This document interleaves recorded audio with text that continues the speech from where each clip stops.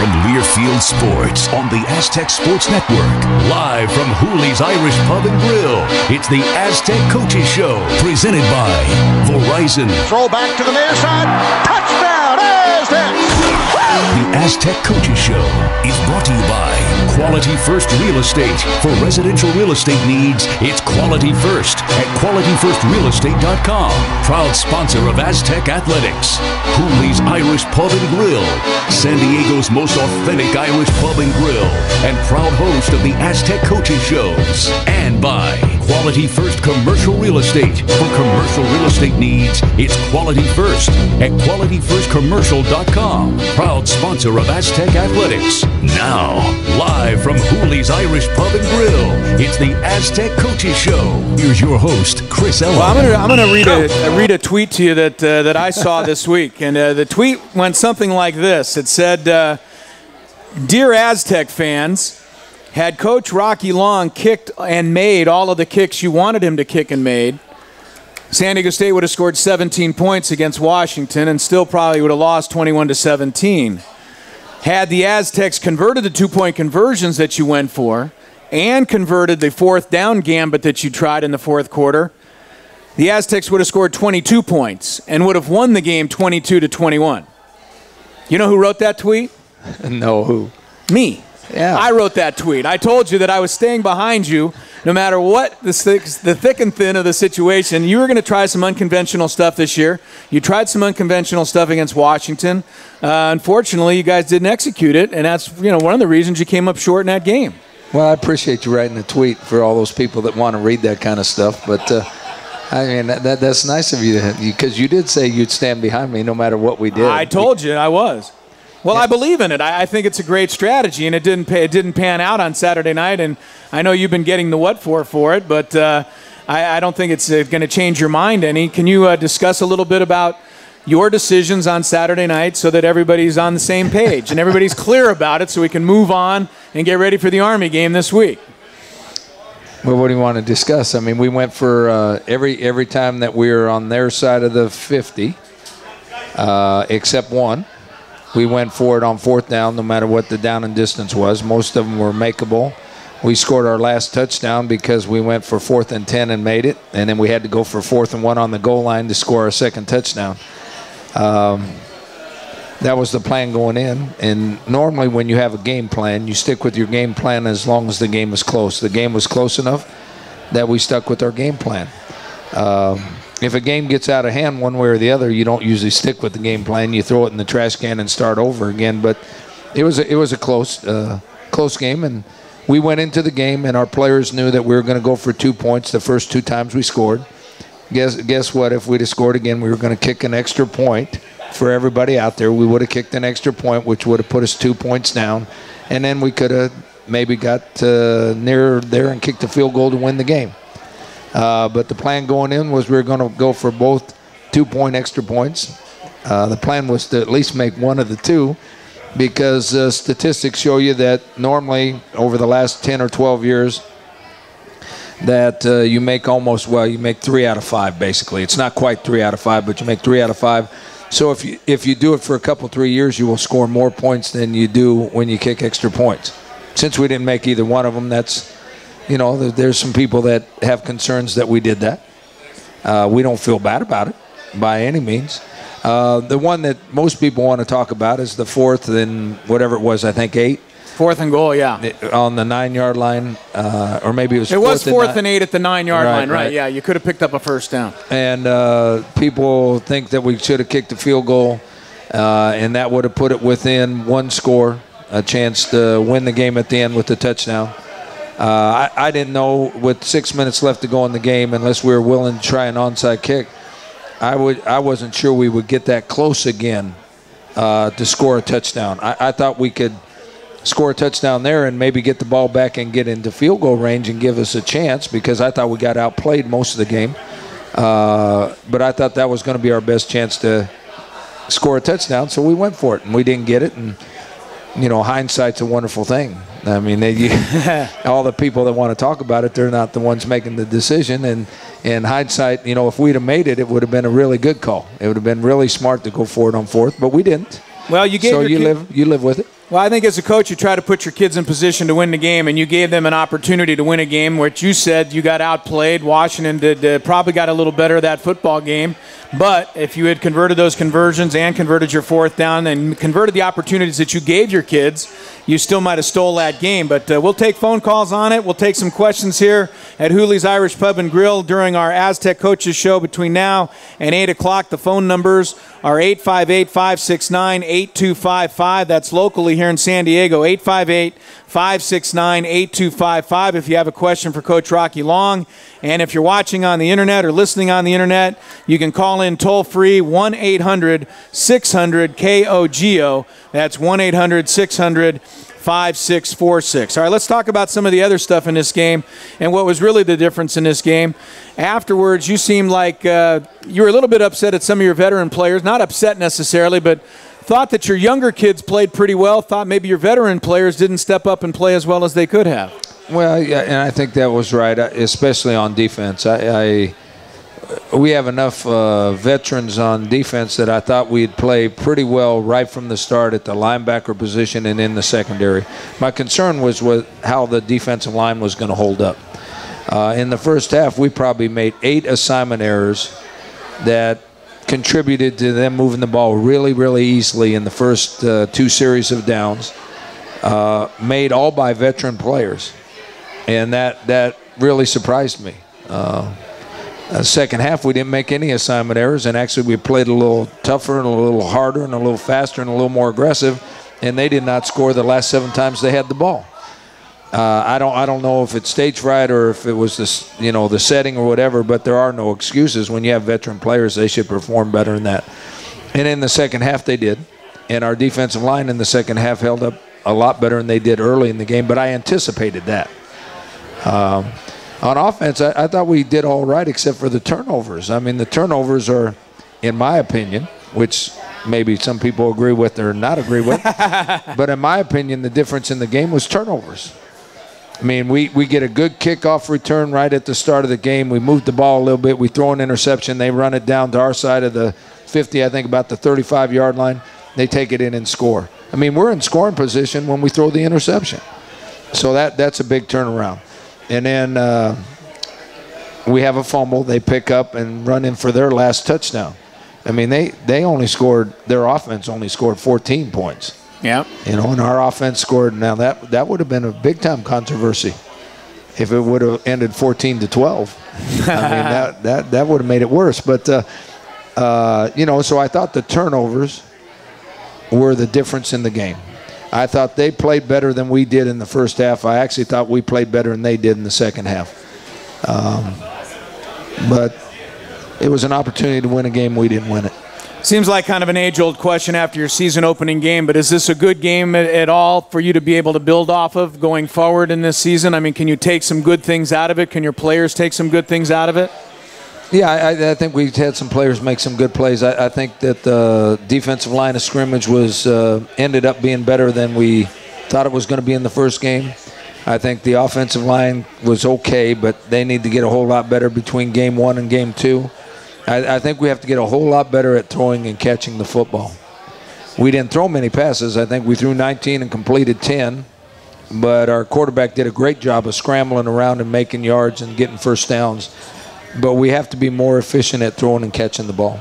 Running game, were you pleased with that? Casey, I thought, ran pretty hard at 86 yards, only 9 carries. Moema averaged about 4 or 5 yards per carry. I thought your running game was pretty good if your passing game wasn't as good as you wanted it to be. Yeah, well, I thought the running game was okay, and I thought Walter Casey was the biggest plus of the night.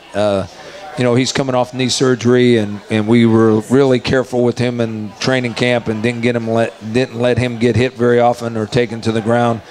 And I thought it might take him 3 games to get into game speed. I thought he looked as good as he ever did. And we said that earlier. He has the same quickness and able to get into a hole just like Ronnie Hillman. He just doesn't have top-end speed like Ronnie did. Adam Moema, I think, was okay. I expect him to be better than that this next week. But I thought the running game was okay. When you talk about your passing game, you had your new quarterback, Ryan Katz. Obviously, it's maybe take some time for him to get on the same page as your receivers. When you look back at your passing game and you looked at the film, was it a situation where your receivers weren't getting separation? Was it a situation where your quarterback wasn't giving them time to get separation and maybe pulling the ball down too early? What was it that kept you from throwing more passes than you wanted to throw in that game? All the above. Yeah, a little of everything? Yeah. There were some times that he had to get out of there because the protection wasn't very good. There was other times that I thought Ryan got a little impatient, that receivers are getting ready to come open and he's pulling the ball down and going. So he was a little impatient. And then there was times he was just a good football player making plays.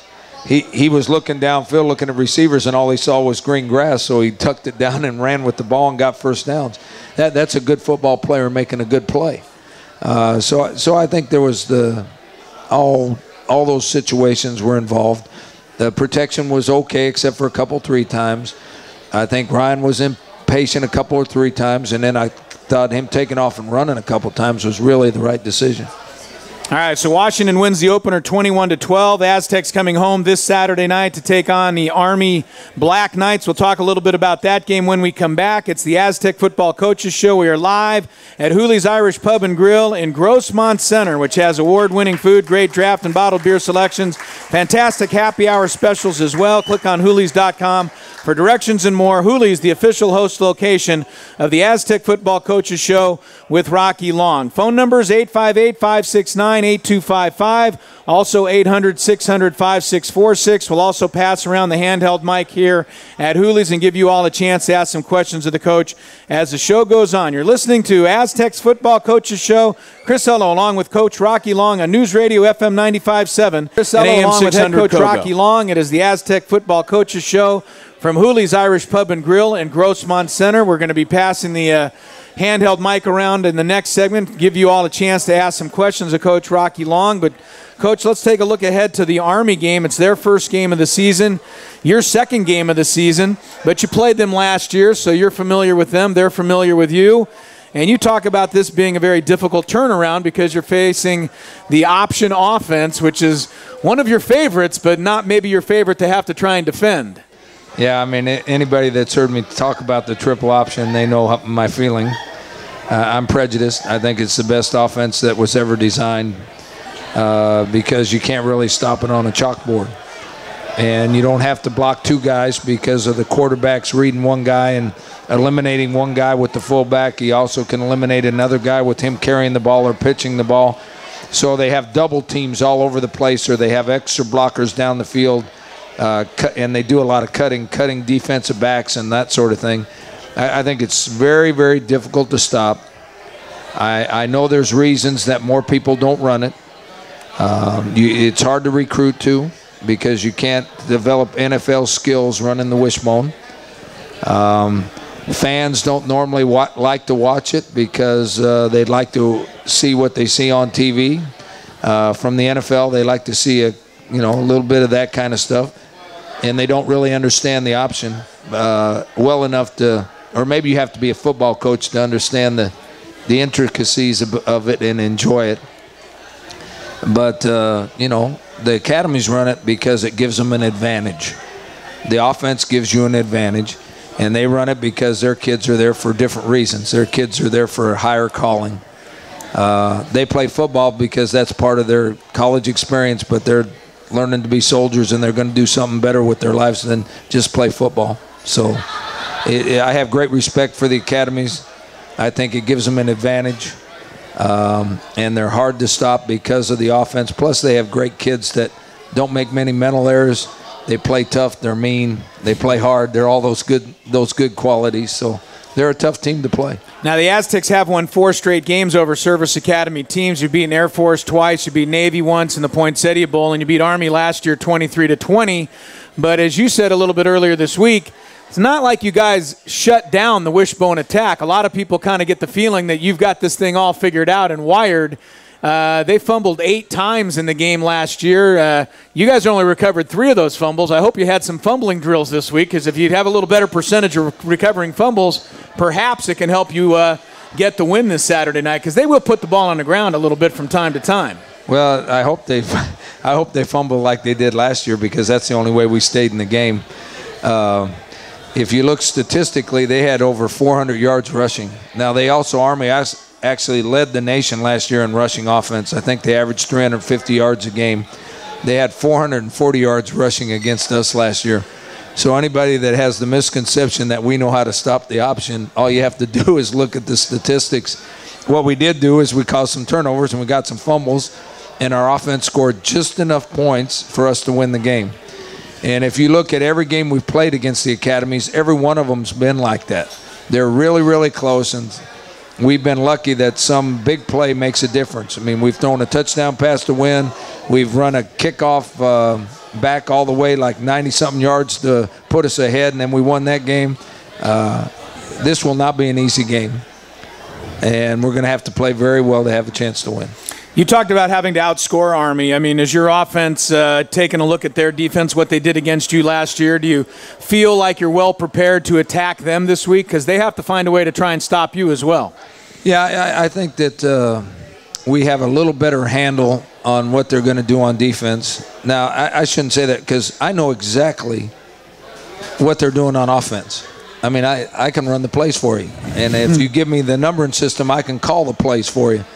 But executing your defense against the speed they run that offense, you can never get that in practice. Never in practice, so it's so hard. But on offense against their defense is unusual too. They run a defense that most people don't run. But you can actually get a look in practice because you can see where guys are. And even though the speed is not like it's going to be in a game, you know who to block, where to block them, you know where to throw the ball and all those sort of things. You have a little bit better chance moving the ball on offense than you do stopping them on defense. But to win the game, you got to do a little of both. All right, the Aztecs and Army will kick off this Saturday at 4:30. Some of you here at Hooley's Irish Pub and Grill getting ready for your questions. We're going to have your segment next. Also, you can call us if you're listening to the program locally, 858-569-8255. Toll free if you're watching or listening on the internet, 800-600-5646 if you have any questions or comments for head coach Rocky Long. The Aztecs Coaches Show continues from Hooley's Irish Pub and Grill in just a moment. The official sponsor for the Aztec Coaches Show with Rocky Long, Hooley's, home to the famous corned beef taco and other award-winning menu items. And, of course, on Wednesdays throughout the season, Hooley's in Grossmont Center right here will have Coach Long live on site for the show. We'll take a quick news break right now, then come back with the second half of our Aztec Coaches Show from News Radio FM 95.7 and AM 600 Kogo. We appreciate them hosting us every single Wednesday night. I want to remind you, if you're interested in buying, selling, or leasing a commercial property, Quality First Commercial is a full-service commercial real estate firm. Visit our website, qualityfirstcommercial.com. QFC is here for all of your commercial real estate needs. The Aztecs taking on the Army Black Knights this Saturday, 4:30 kickoff at Qualcomm Stadium. Tickets are still available for the home opener. It is Geico Fleet Week's game presented by the Navy Federal Credit. How about that? The Army game is presented by the Navy Federal Credit Union. To purchase tickets, 619-283-SDSU or log on to GoAztecs.com. Coach Rocky Long is with us, as he is every Wednesday night, and you're going up against an old friend, right? I mean, in Rich Ellerson. You guys coached together way back when in the Canadian Football League, if I'm reading this correctly. Is that true? we were on the same staff up in Canada for a couple of years. In fact, for 2 years we were roommates during training camp. You know, had to share a hotel room because they took us up in the mountains to Kelowna, BC, and that's where we had training camp. Yeah. So we were roommates for 2 years for, I don't know, about 3 weeks. So we're not real close, but we kind of keep in touch with each other, and we're friendly in the football business. Well, he's won a couple of games at Qualcomm Stadium. We know that when he brought in Cal Poly. So he's won in this stadium before. He'll be bringing Army in. He's 15-22 in his fourth season at head coach of the Army Black Knights. We're in our questions saying, where's Polly? Where'd Polly go with our microphone? How many questions? Do we have some questions tonight? A couple of questions for head coach Rocky Long. All right, I've asked a few, so let's give you guys a chance here to ask some questions for the coach. Yes, sir, what do you have? All right, so I have some family that wasn't able to watch the game on TV, but they heard it on the radio, and they want to know if the third quarter clothesline tackle of Ryan Katz was as bad as it sounded, and if it was legal, and if the resulting fumble recovery for a touchdown is even fair. Who were the announcers who did that on the radio who said that they thought the clothesline was a little bit harsh? I don't know. I think that was me. I don't know. I got one look at it. I didn't get to look at it on the replay, but it did look like the guy clothesline, Ryan Katz, a little on that sack. Yeah, and you don't like to talk about officials' No, call, I don't. and I respect that. Of course, I have to believe that it was a horse collar tackle, and nowadays that's illegal. When you saw it from the sidelines, it kind of looked like he got hit across the helmet, and I thought it was face mask. From the sidelines, I thought it was a face mask. After I watched the film, I think it was a horse collar, because I think the guy kind of hit him upside the head a little bit, but not bad, but he grabbed the back of his shoulder pads and pulled him to the ground. It probably was a fumble, but the penalty should have overridden the fumble, and we should have probably had the ball back and 15 yards up the field. Let's keep in mind this was an entirely Pac-12 crew there at Washington. That's what happens when you go on the road sometimes. And I thought there were some definitely questionable calls. Good question there. Let's get another question for head coach Rocky Long. Yes, dear, how are you? Hey, Rocky, I'm not going to ask you about the kickers. Okay, good. But I think Rocky is a much better football name than Brady. But I'm curious where you got it. Is that your God-given name, Rocky? Did your mom name you Rocky? No, my dad did. That's not really my name. I was a junior, and I told my dad one time I was tired of being called Junior, and he says, "How you like Rocky?" And I said, "That's good." I like that one. And it stuck. That was it, huh? That was it. Yeah. Simple as that. You could have been Junior Long coaching the Aztecs this year. Instead, you made a stink about it, and it's Rocky. Go ahead. Did you have something else? You're not going to tell us the real name? It's Roderick. Roderick. Or Roderick, however you want to say it. There you go. Roderick. Yeah. Rocky Long, the head coach of the San Diego State football Aztecs. Coach, any changes that you've got lined up for the Army game, or is the your version of a depth chart? I mean, which is mix and match anyway. Are you? Is it going to be pretty much the same against Army? Did anybody stand out that maybe moved up on the depth chart a little bit in that game against Washington? Well, since you do the games, you understand how many players we play and how often they substitute in and out. The depth chart is exactly the same going into the game. I mean, that's one of the positives of the game. I thought we played really physical the second half, and they lost a couple kids for the season, and we were lucky that we didn't lose anybody, because it was a pretty physical game the second half. I thought both teams were getting after each other, and we came out of it pretty healthy. So that's a good sign. 17 Aztecs made their first appearance in an Aztec game last Saturday night, and you had 52 student athletes playing the game, but only 10 seniors were part of that 52. So, again, you've got some young guys that figure to just get better and better, and I like the fact that they played well and hung tough against Washington for 4 quarters. That's why I say that that's a game to build on. I'm glad that you do your homework, because when you're the coach, you're not supposed to make excuses, and I don't want to make an excuse, but I've been saying all along that we're a really young football team, but I think everybody didn't believe me. I mean, we were at our pregame meal, and we have a certain way of doing pregame meal, and I said, okay, and I'm going to educate you. How many of you guys is this your first pregame meal as an Aztec? It was shocking. I mean, I thought maybe 5 or 6 hands would go up. I didn't know it was that many. It seemed like half the room, their hands went up. Everybody's hands went up. Yeah. What was the pregame meal up in Washington, and are you going to change it this week because it was not a victorious pregame meal? No, the pregame meal is all based on our strength coach, Adam Hall, and he gets with our trainer, and they feed him what they think is best going into the game, where the energy will last through the game, and give it to him right from the start. And I know nothing about it because I never ate pregame meal. Now, I don't even eat pregame meal now. Now, I see spaghetti on the table. I see pancakes. I see eggs. I see spaghetti chicken. and pancakes. Oh yeah. Supposedly that gives you quick energy, and then the pancakes and the syrup and all that, that gives you quick energy at the start of the game, and then the noodles and all that. I don't know anything about this. And this all kicks in later on as the game goes on. I just go to pregame meal and we talk. Craig, is that on the menu here at Hooley's Irish Pub and Grill? Can we get some pancakes with some syrup and add some spaghetti to it? I think it's a good idea. Next week it'll be on the menu, says Craig here at Hooley's. All right. Do we have any other questions in the audience for Coach Rocky Long, Polly? Anybody else want to step up with a question? Yes, sir. Hi. Everybody is concerned about a win and a loss, a W and an L.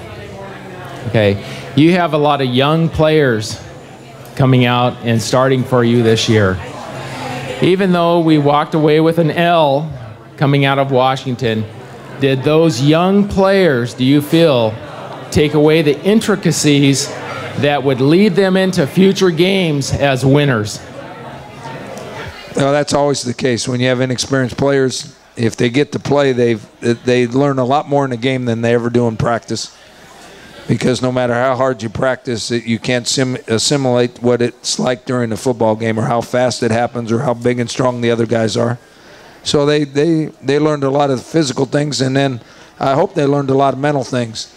We have, and I don't know how long this has been going on, because I was told that last year when we beat Washington State, that's the first BCS team we've beaten since 1999 or something. It was, yeah.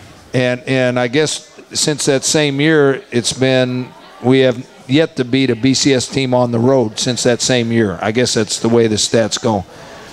And I think we're good enough to win it, but there's some kind of mental issue that we haven't performed well enough to win it. And as soon as we win one of those, guess what? It's going to be common. It's going to happen more and more and more. Because I've been around a lot of football teams, and they're not sure they can win those games, but after they win one, they think they're going to win them all. And then all of a sudden you start winning your share of them. And it's going to happen sooner or later. I hope it's soon. You mentioned it a little bit after the game in the post-game interview. By the way, did anybody listen to the broadcast? And if you did not Kevin O'Connell do a tremendous job in his Aztec debut on the radio broadcast, the former Aztec quarterback, providing insight on the sidelines? He did a hell of a job. I don't know if did you like his post-game interview? I mean, he did a nice job, I thought. That was his very first time on the radio doing a broadcast, and I thought he did a whale of a job going from NFL quarterback to sideline reporter. He was pretty good. I enjoyed it. I'd enjoyed it a lot more if we were talking about a win. I understand that, but I know one of the things that you said was you talked about the fact that you guys have got to find a way to believe that you can beat a team from the BCS type of conferences. And it's not just the belief, but the fact that you guys seem to make it into a bigger deal than it is. The games against Washington, the games against Michigan, you make them into a little bigger deal than you need to make them into, right? Well, I don't know if we made the Washington game any bigger, but when you have a young team, you're fighting that all the time because it's constantly brought up to you. Yeah. I mean, the whole week before the Washington game, everybody in the media, not everybody in the media, but the media, they're saying, well, is this a bigger game because it's a Pac-12 team? And I kept saying, no, it's no bigger game. I mean, we can go up and play against those guys. It's no bigger game than any other game. But they hit our players with that same thing daily. And so whether the players can just let it roll off their backs or not, I don't know. I mean, you've been around a long time, and I've been around a long time. So, you know what? There is no difference. There's absolutely no difference. It turns into who's got the best players or whose players play the best that day. It has nothing to do with what league you're in. Not anything to do with what league you're in. And, you know, I was lucky enough on a team that finally won one of those games on the road, and then they won the next 5 in a row on the road against BCS teams. So all we got to do is do it once. So I wish we had another chance this year. And you had beaten 3 straight Pac-12 teams yourself going back to your days in New Mexico before that game on Saturday night. All right, so game 1 is in the books. The Aztecs lose to Washington 21-12, but coming up 3 straight home games starting this Saturday against Army, a week from Saturday against North Dakota, and then on September the 22nd against San Jose State. So San Diego State will get some home cooking here the next 3 weeks. We'll take a final timeout, come back with one final segment with the Aztec Coaches Show. Chris Ello along with Rocky Long from Hooley's Irish Pub and Grill on News Radio FM 95.7 and AM 600. Got to finish it strong. Let's hear it from the crowd at Hooley's Irish Pub and Grill in Grossmont Center.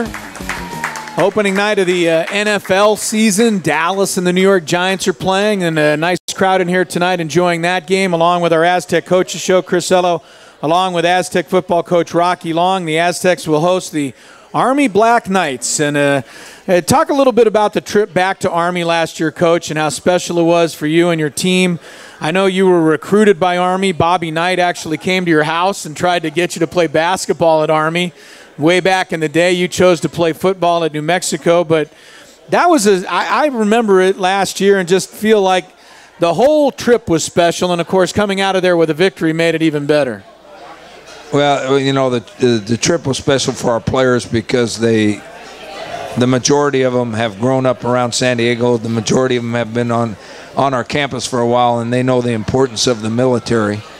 They also know the importance of what the academies do, training young men to be in the military and how important their job is. So I think the community has trained our players that way, and our players, when we went to West Point, we took some time to show them the campus. They gave us a tour. We got to see, you know, a lot of things, got to hear a lot of things about it. And I think it was important for our players, and I think our players really enjoyed it. And then, obviously the game, and it's coming again this Saturday, our players have great respect for those guys. Not just because they play hard and play tough and all that stuff. They have great respect for what those guys have to do at the academy in order to become officers. So I think anytime you play an academy team, home or away, I think it's a little more special when you play on their campus. But home or away, I think there's something different about playing academies, something special about playing academies.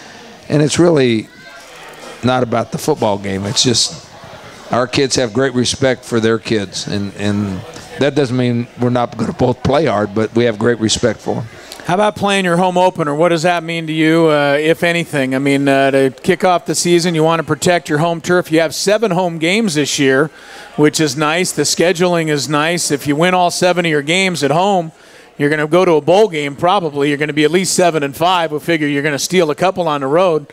So I know you want to establish that home field advantage right away. Can you do that in one game on the home opener, kind of get that home edge? Well, since we're talking about the military, we have a connection with the Navy SEALs, and we take the seniors out there and the Navy SEALs work them out. And I'm going to tell you, they have four rules they go by, and one is you set a goal and you make sure the goal is very small. I'm not worried about the 7 games at home. I'm worried about the one on Saturday. And, it's nice to play at home. I think everything works a little bit better. I think your team is a little more comfortable. But you have to play better at home in order to establish a home field advantage.